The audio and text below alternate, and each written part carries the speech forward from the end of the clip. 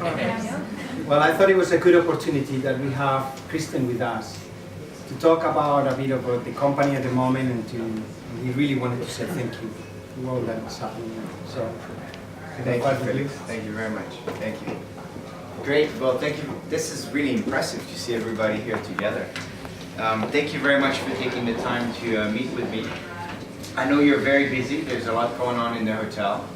And first I want to say congratulations. It's been an amazing event. As you know, we brought all the top sales managers from around the world to do what we call the President's Club event. And these are really important people because they're the top producers in terms of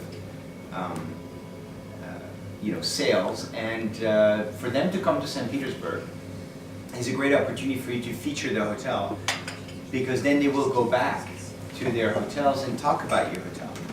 And you've had so much success since opening here, and I know you're having another good year so far, right, Felix?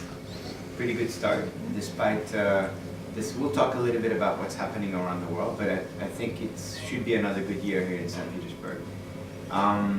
But the good news is all of these sales managers that you've taken such good care of are going to go back to their hotels, to their markets, and they're going to talk to their clients about St. Petersburg.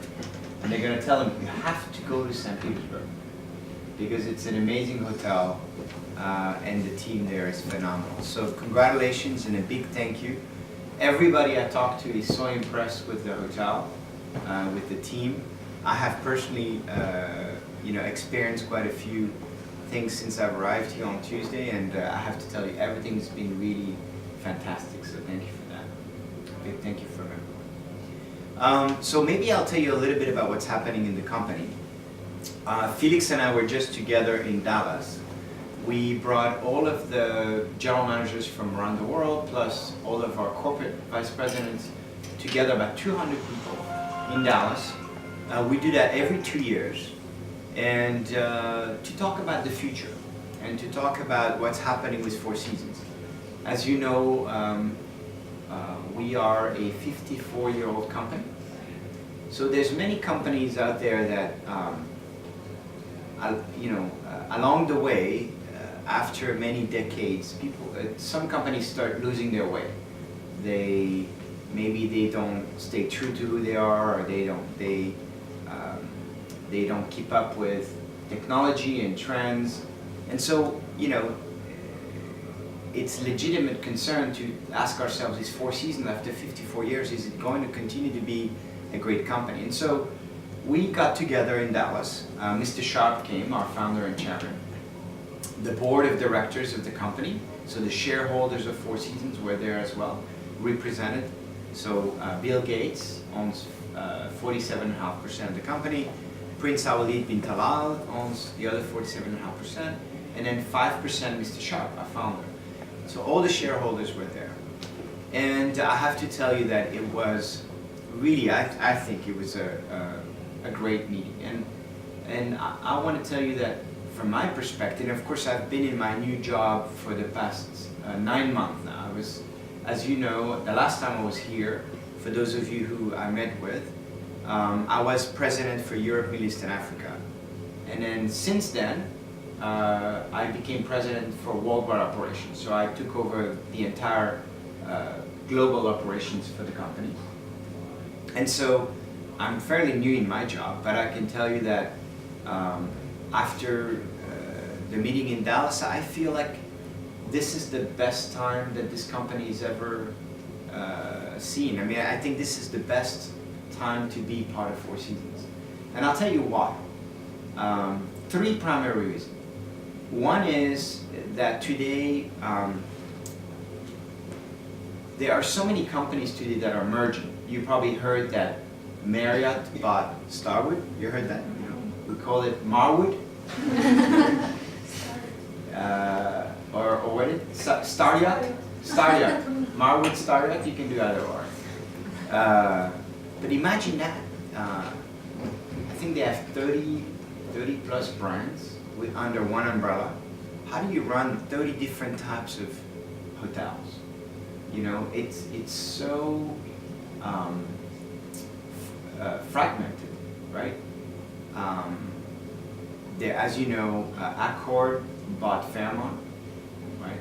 So all these companies are becoming even bigger. Pretty soon there will only be 1 or 2 companies in the world that own 95% of every hotel brand in the world. We are very small still. We have 104 hotels around the world, okay? Very small. But I think we have the best collection of hotels of any company out there. And this hotel is a great example of that. And in today's world where everyone is consolidating like this, I think that to have a single focus, to say we only do mid-sized hotels of exceptional quality, right, in key markets, and we will only operate at the high end, at the luxury level. I think that's very powerful because the consumer, the clients, they're getting lost. You know, what's the difference between, you know, a Waldorf Astoria and a Marriott, and you know, people get really confused with all these different brands within one system. I think what we provide is clarity. Is you come to Four Seasons, no matter where you go in the world, it's always going to be exceptional quality. That's all we do. We don't do anything else. It's not to say that people who run hotels of 3, 4 stars are not important. Of course, that, you know, it's an important business, but it's not what we do. What we do is we run luxury hotels, and so that should really dictate for you every day. It should be part of, as you make decisions, as you operate in the hotel, as you think about new programs, you should always remember that. That's the filter that you should use to make every decision. Is it good enough for Four Seasons? If it's not good enough for our clients, then we shouldn't do it. So that's the first reason why I think today we have a really unique position. I can tell you, every day there's somebody who calls Toronto, my office or Alan's office, and say, we want to buy the company. Can we buy Four Seasons? And we say, no, Four Seasons not for sale. But it's because it's something very unique. That's the first one. The second reason is that I think that we are a private company. So we own, as I said earlier, by shareholders and who have no interest in selling. And they are very committed to this company. They are very involved. They're very passionate about Four Seasons. They believe that we have not reached our full potential, that there is so much more that we can do. And they're very committed to the company in the long term. And so that gives us the latitude and the freedom to do what we have to do in terms of new programs, new development, new hotels. It really gives us freedom to do all these things. If we were a publicly traded company today, or if we had multiple shareholders, it's much harder. It's more complicated to get things done because you need support and you need approval for everything that you do. In this case, we have 2 owners plus Mr. Sharp, and so if they both agree, we can move forward. So it's very fast. It's a very agile process, and I've got to tell you that to me is a big strength in the company. The third piece is, I think there is, if you think about what's happening in the world today, both in terms of geopolitical situation, you know, you wake up every morning and you turn on the TV and you watch the news and nothing surprises you anymore, right? Unfortunately. If there's a bomb somewhere or there's something happen, a terrorist attack, unfortunately, and here in St. Petersburg, you weren't protected from it either. You had an incident recently. We live in a world where anything can happen at any time, everywhere. It doesn't matter if you stay home or if you travel. And so I think that in today's world, people realize that they have to travel. they want to travel. But if they travel, they feel vulnerable. They feel like something could happen at any point. And for them to stay in a hotel where they know that if something happens, we, Four Seasons, are going to take care of them, that's very powerful. And so I think, in my view, our guests stay with us not only because everything goes well all the time. Our guests stay with us because if something goes wrong during their stay, we will take care of them. We will look after them. It's like buying insurance. You know, you travel, but you know if something happens, we'll take care of you. I'll give you two examples. Istanbul, January 1st. It's right after midnight, so it's December 31st going into January 1st. It's about 12:35, 12:45. There's a nightclub next to our hotel in the Bosphorus. Anybody been to the Bosphorus Hotel? Yeah. Nobody? You have, of course. Next time bring somebody with you, okay? 12:45, a gunman came into the club and shot and killed 35 people next to the hotel. Some people in the club were our guests staying in the hotel. And our driver, the driver of the hotel was in the club and died that night. He was waiting outside of the club. So you can imagine how powerful this is, right? How shocking this is. And the general manager of the hotel, Tarek, and his entire team spent the whole night looking after every single guest, every single employee that was affected by this. And we got so many letters from the guests that were in the hotel that night on how our team reacted and responded to this situation. You can't teach this. You know, this is not something that nobody gets trained on what to do if there is an attack somewhere. You just naturally know what to do. And that's what's so powerful about this company, I think, is that I think we hire people who care, right? That's the most important part. When you hire people to come and join the team here, what's most important is not the experience they've had before. What's most important is what they have here. Do they care?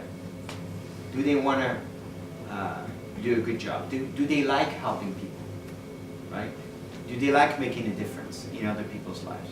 Because if you don't have that, you shouldn't work in the hotel business. You should do something else. Maybe you can work in a bank or in a law firm or whatever it is. Nothing wrong with that. But if you don't feel a strong connection with the people you're interacting with, then you shouldn't be in this business. I think as a company, we have 45,000 employees around the world. And what connects us all is this desire to go above and beyond for our guests, no matter what the situation is. And that is back to a culture, you know, what we call the golden rule. And I really believe, and I've witnessed this over and over again, because we talked about Istanbul, but we could have talked about Paris, we could have talked about St. Petersburg, we could have talked about, you know, all the, you know, what happened in Egypt. We have 4 hotels in Egypt. So, you know, one of my job in today's world is my phone could ring at any point, day and night, with a situation somewhere. And that's what keeps me up. But every time when I get the phone call from the general manager, it tells me what happened. You know, there's been a crisis, there's been a situation. Every time I know that the team on the ground will take care of our guests. I have no doubt. I never worry about that. And if you take a step back and you ask yourself, in this business that we operate in, what is most important? To me, that's number one. That if our guests feel that they're going to be looked after and taken care of, that is extremely powerful. And so for these 3 reasons, I believe that Four Seasons is in an incredible position to become the undisputed leader in the luxury hotel business. Undisputed leader. Which is what, if you read Mr. Sharp's book, I don't know if you have Mr. Sharp's book here. If we don't, we should give it out. But in Mr. Sharp's book, that is his vision. you know, he wanted, always set off to become the undisputed leader in the luxury hotel space. We're not there yet, because that means that in every market where we operate, every single market, we have to be the undisputed leader. Here in St. Petersburg, you are. You're the number one. But not everywhere around the world we're number one. There's markets where the competition is very, very steep, very high, right? In most of the world, I would say 90% of where we operate, we are number one. The other thing that's really exciting is the new hotels that we're opening. So last year we opened 9 hotels. 9. So if you think about it, we have 104 hotels. We opened 9 last year. That's about a 10% growth. That's a very healthy growth. This year we're going to open 6 hotels. We already opened 3. Can anybody tell me the 3 that we've opened? 10 Trinity. 10 Trinity, London, very good. Spectacular hotel in 10 Trinity. The Surf Club, very good, in Surfside, which is north of Miami. Very good. And what's the third one? Is it another, no, it will be another one. It's in China. Starts with a T. Shenzhen. Tianjin, very good. So we opened Tianjin, we opened the Surf Club, and we opened London. And these 3 hotels are exceptional. They represent the best that we have to offer, just like what you have here. 10 Trinity is just an incredible property. We hired a designer called Bruno Moinard. Bruno does all the Cartier stores. He does a lot of the high-end residences in Paris, the private homes of very wealthy people in Paris and in France. And this was the first hotel he did.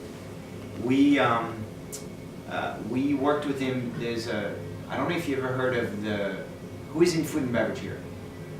Okay. Have you ever heard of Chateau Latour, the famous Bordeaux wine? Okay. The owner of Chateau Latour is Mr. Pinault, who is one of the wealthiest men in France.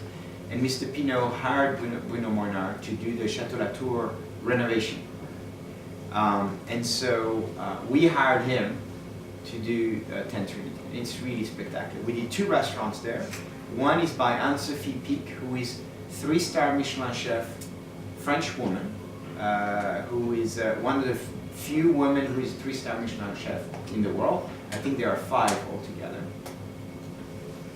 And the second restaurant is a Asian concept, very similar to what you have here with Cinto. Very similar. So 2 restaurants. And then we have the Surf Club. Richard Meyer is a very, very famous architect. And if you go on the website, you will see the pictures of the hotel. It's spectacular. And then we hired a designer called Joseph Diron. And Joseph Diron created, to me, probably the most spectacular room. Very, very different from this. Much more contemporary. The Surf Club is on the beach. It's a resort, so it's got more of that resort feel to it. Very clean. Again, if you go on the website, you will see the picture of the room. I think it's very sexy, and it's just a beautiful, beautiful product. And then Tianjin is just, oh, and by the way, in Surf Club, we did a partnership with 2 celebrity chefs. One is Thomas Keller, who's got the French Laundry in California. You know Thomas? Yes? So Thomas Keller is a brilliant chef, American chef, who is going to do a concept called Bouchon. And then we did a partnership with, there's a little hotel in Positano on the Amalfi Coast in Italy, in front of Naples, or below Naples. There's a little hotel called La Cyrneuse. I don't know if you've ever heard of La Cyrneuse. And we brought La Cyrneuse, the restaurant La Cyrneuse, to the Surf Club. So this is a very cool Italian restaurant with a champagne bar. So it's a lot of fun. So why am I telling you all this? I'm telling you this because the hotels we're bringing to the market today are just really, really exciting. And to me, what's most important is, you know, our clients, our guests, they judge us by the quality of our hotels and the service we provide. And it's really important that every time we bring up a new hotel, the bar is really high, the expectations are really high. St. Petersburg, and they're like, okay, this is Four Seasons. And then if we open a new hotel somewhere, they're going to say, well, this is the bar, right? This is where we're operating. So every new hotel has to be really exciting.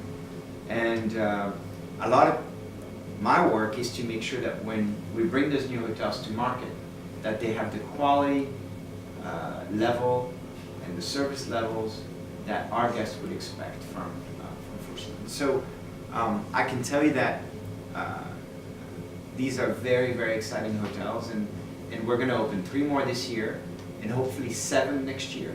So we have a great pipeline of new hotels, which provides everyone with opportunities, and our clients with new destinations that they can travel to. So maybe I'll stop here for a second and see if there's any questions. Otherwise, I'll just keep talking and I'll bore you to death. Just before we go to questions, I think it would be good to have some. I shared with you this morning, but last night, Jonathan invited one of the most multiple winners to come to the stage to talk to the rest of the winners. And Cynthia,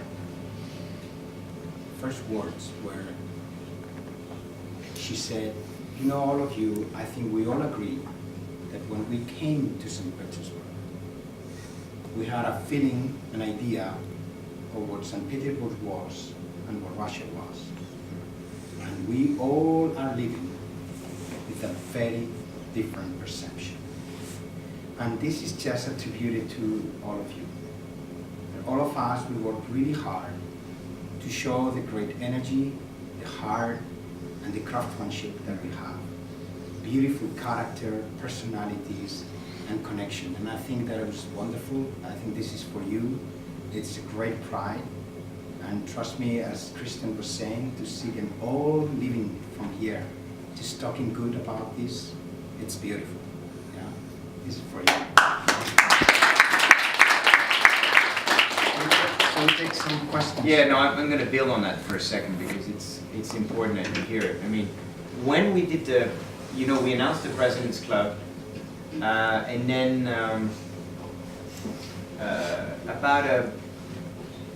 was it 3 months ago, 2 months ago that you had the incident here? Yeah, just yeah. So when the incident happened here in St. Petersburg, we sent a note to everybody and we said to them, okay, you have an option. You can either come to St. Petersburg, or if you'd rather not come, we can do something else for you. We can provide you with a different experience. And 99% of the people decided to come.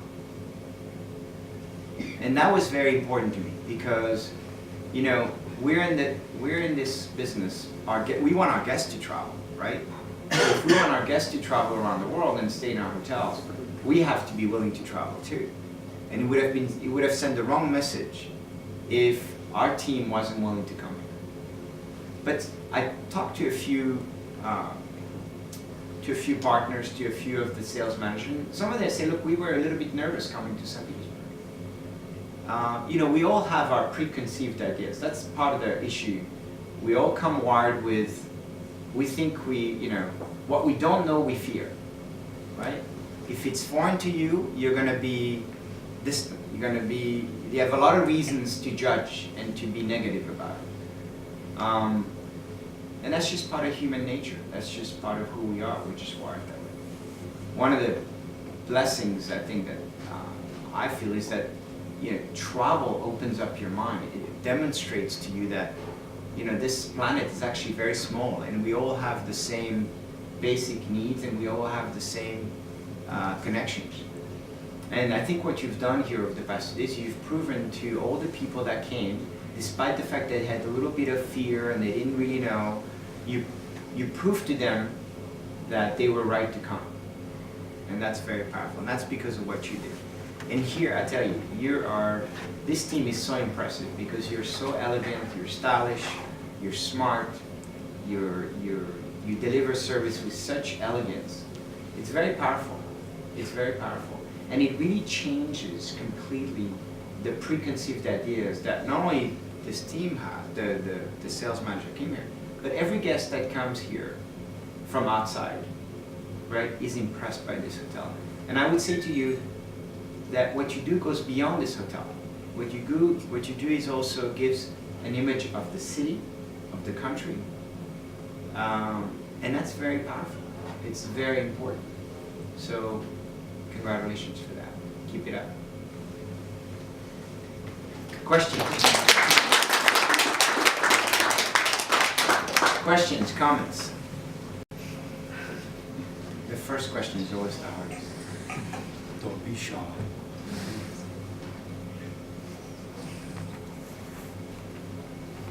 No questions. Anything you want me to talk about? It doesn't have to be a question, just... Well, you said you've been in the conference with all the general managers. What is their future? Where are we heading? Mm-hmm. Can you be more specific? Of course. Where shall we focus on? Yes, very good question. Thank you. So I think what we need to focus on is what makes us different. Right? So if you think about today in the world that we live in, as I said, you have all this consolidation. Everybody says they're a luxury brand now. You even have fashion brands that just put their name on a hotel, right? I mean, Bulgari. There's going to be a Ferragamo hotel. There's a, what's the other one I'm thinking of? Not Prada. Armani, Baccarat, anyway. Armani is a great example of that, exactly. Fendi is the one I was thinking about. Fendi just created Chateau Fendi and Palazzo Fendi, which I have to say, the one in Rome is spectacular. It's only 7 rooms. I'm going there on Friday.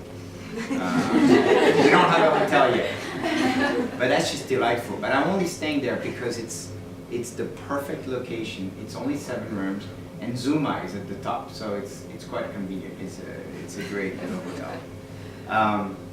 But anybody today, they just take their name and they put it on the building and they say, okay, this is a luxury hotel. Well, as you know, it takes a lot more than a name to be a luxury hotel.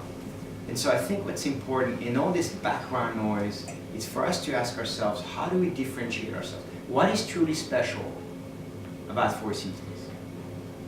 And so this is why over the past year, we've gone through an exercise which was led by Peter Nouwen, who is our Chief Marketing Officer, who was here with us this week. You probably saw him. Peter started an exercise called DNA. And DNA, you know, the DNA is our DNA. And it's about, I don't know how to say it in Russian, so I'm not even going to try. But it is about what, you know, your DNA is what makes you unique, right? We all have our unique DNA. And so the idea was, what is Four Seasons today, and what is it going to be in the future, not only in the past? Because when we talk about Four Seasons, we all talk about it from the heart, but we all use different words. And I think what we've created is a clear view of what is our, we call it a lighthouse identity. What is Four Seasons? And it boils down to 3 words that Felix used a few moments ago, but we basically boiled it down to 3 major areas. I'll talk about each one of them. Connectivity, craftsmanship, and character. Connectivity is all about this idea that in our business, both with each other as a team and with our guests, connecting is very important. You know very well that you could be in your departments, when you're dealing with a guest, when you're in a guest experience and you're providing service to your guests, you could follow all the standards, right? Very mechanically and very clearly, and you could be 100% on the standards. And yes, the guest feels that it's a little cold, it's mechanical, it's not natural. The important part here is the connectivity piece, which is for you, it's what we call the emotional intelligence. For you to be able to connect with the guest And it's hard to connect with the guest in 2 minutes because oftentimes our interactions are very fast, right? We don't have time to sit down and have a vodka and talk about things. It's very fast. And you don't know who they are and they don't know who you are. So you have to find a way to connect with them in a way that is elegant, appropriate, but also personal. And that's a gift. Not everybody has that. So the connectivity piece is really, really important because it creates that level of level of service, which to me is the difference between a great hotel and a good hotel. You know, and a lot of that all goes through recognition. You know, this idea that we know the person's name and we know why they're here, and we can tailor and customize the service around their needs without them telling us everything they need, right? So that's one. Craftsmanship is a really interesting word to me because if you think about, in French we call them artisans, you know, people who have a trade. Take a carpenter, somebody who does beautiful furniture, okay? When you're a craftsman, you use a technique to create something, but it's art and science. There's science is the technique on how you create whatever you're creating. And then there's art, which it's about talent, right? And it's about the mastering your craft over the years, right? You get better at it as you go. It becomes natural to you. It becomes like second nature. And so, to me, this idea of craftsmanship, this is what makes luxury products special. A luxury product is something that is rare. Why is it rare? It's because it's unique. It's hard to replicate. If you take a Hermes bag, you know, when I worked in Paris, I used to take my team to the Hermes atelier because I wanted them to see the passion and the detail that the people who make their Hermes bag put into their bags. Everything has to be perfect. If there's one small imperfection in the bag, anything, it could be stitching, it could be the leather, it could be anything, the color, they burn it. They burn thousands and thousands of, I know, you wish you could grab it. Like, don't burn that one. Yeah, they put them in containers, and you know why they burn them? Because they worry about the black market. So they just put it all. You want to be the one who,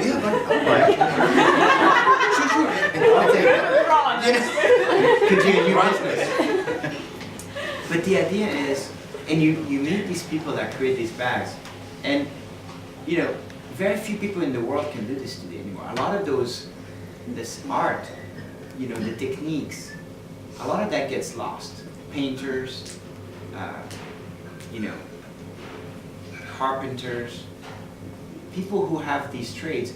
In today's economy, these jobs are getting squeezed because everything is becoming much more industrial. And so we're kind of losing that very special craft. And so I would love to be the artisans of the hotel business.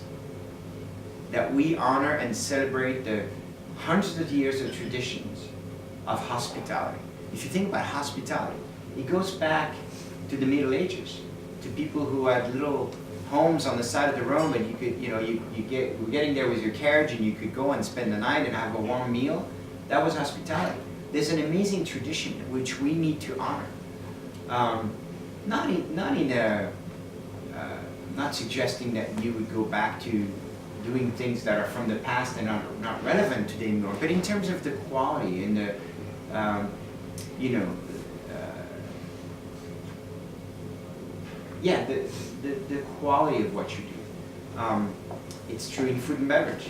It's true in rooms division. It's true in the concierge. So I think that if we think of ourselves as artisans, providing a unique experience that you can't find anywhere anymore, I think that's going to make us unique and different. And that's really important. And then character is the third one, right? So connectivity, craftsmanship, and character. Why is character important? Character is about who you are.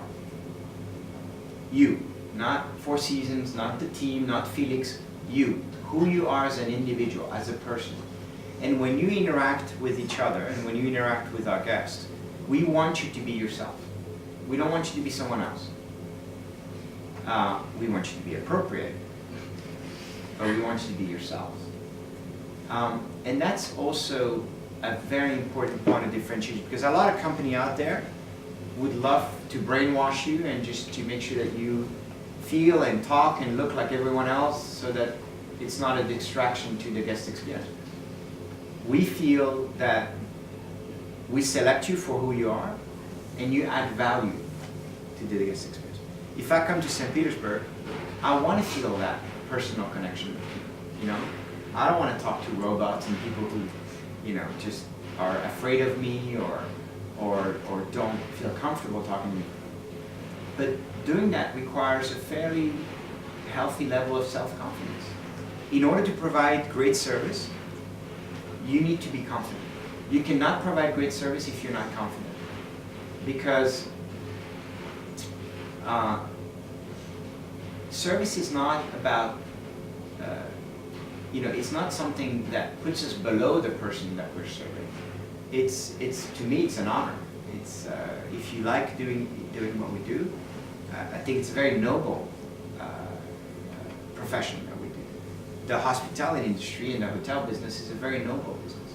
And so I think what I find most interesting when I travel around the world is to meet an employee who comes from a different background, different culture, and confidently connects with me on whatever little situation it is, because it gives me a great sense for the local culture, the local perspective, and I feel that I'm not just traveling in a bubble, but I'm part of the world that I live in, right?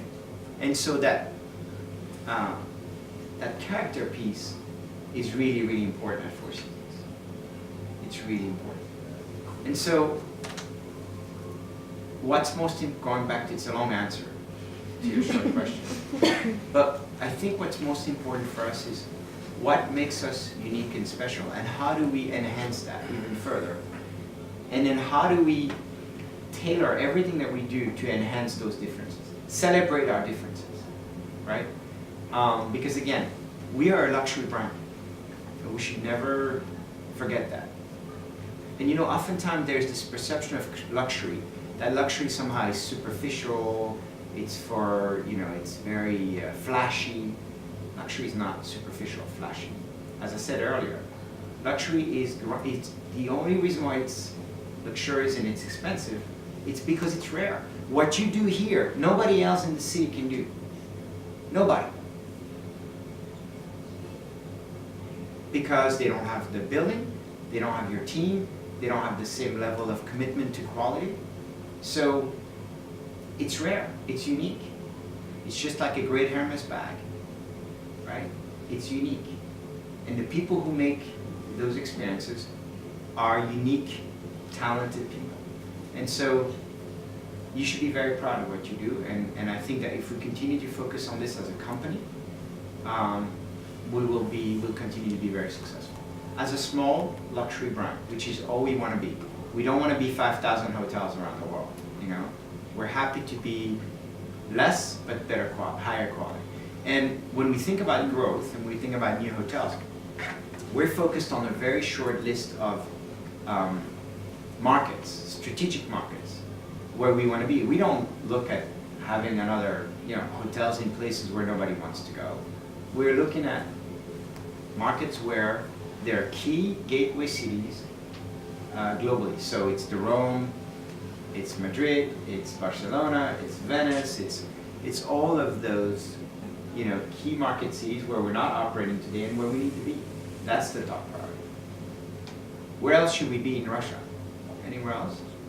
Sochi? So, yes. Sochi? Okay. Where? Four Seasons Baikal Resort. Felix is going to open.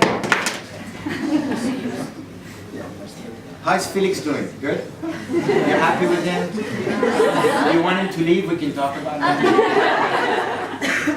You know, I've known Felix for a very long time. So I can tell, he doesn't have to talk to me. I just look at his face and I know if he's behaving, not behaving. Not good. Good. Any other questions? That looks good over there. It's close to the pastry chef. I know. There's a reason. You can take the other ones, but Everybody should be sitting with the pastry. Okay, well listen, thank you so much. I'm going to stay behind for a few minutes. Happy to talk to anyone who wants to come over. I know you're very busy, so I appreciate you taking the time. Congratulations on everything that you do, on all your success. I wish you a great 2017, and I hope to be back just soon if we again. can try. Can we try to please sit down with the girls there? Maybe we can try to take a picture everybody Okay. together. Great. Let's Yeah. do that.